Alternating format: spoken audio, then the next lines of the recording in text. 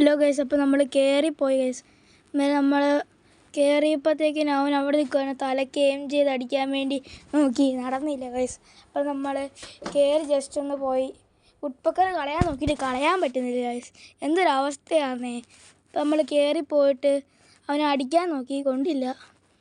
ഉട്പക്കറും വെച്ച് അടിക്കാൻ നോക്കി, അവൻ എന്നെ അടിച്ചിട്ട് അതിന് നമ്മൾ കയറിപ്പോയി. എന്ത് പറ്റുമെന്ന് അറിയില്ല ഗൈസ്.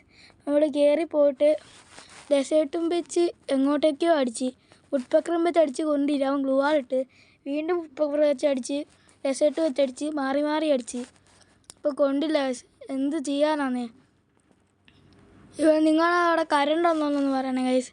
അപ്പോൾ നമ്മൾ കയറിപ്പോയി എന്ന് ഒറ്റ അടി കൊടുത്ത് കയറിയില്ല, ഒറ്റയും കൂടെ അടിയെടുത്ത് കയറിയില്ല. അപ്പോൾ നമ്മൾ കയറിപ്പോയിട്ട് അവനെ എങ്ങനെയാണെന്ന് നോക്കാം.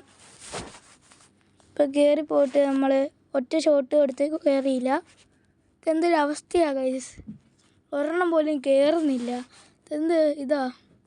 നമ്മൾ കയറിപ്പോയിട്ട് ഉട്പക്കറിൻ്റെ ഷോട്ട് കൊടുത്ത്, എംഡി ഒരു ഷോട്ട് കൊടുത്ത്, കിടിലം പോലത്തെ ഒരു ഫുൾ റെഡ് കയറി.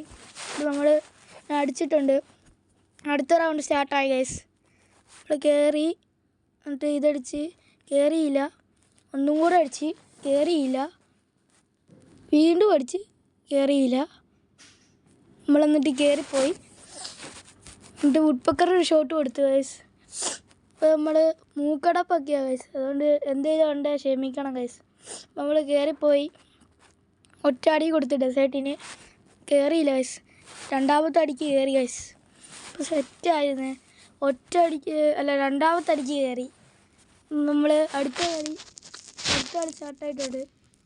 മുഖം കാണിച്ച് ഇത് നേരെ കയറിപ്പോയി ഉട്പക്കറിന് ഷോട്ട് കൊടുത്ത് ബുയാങ്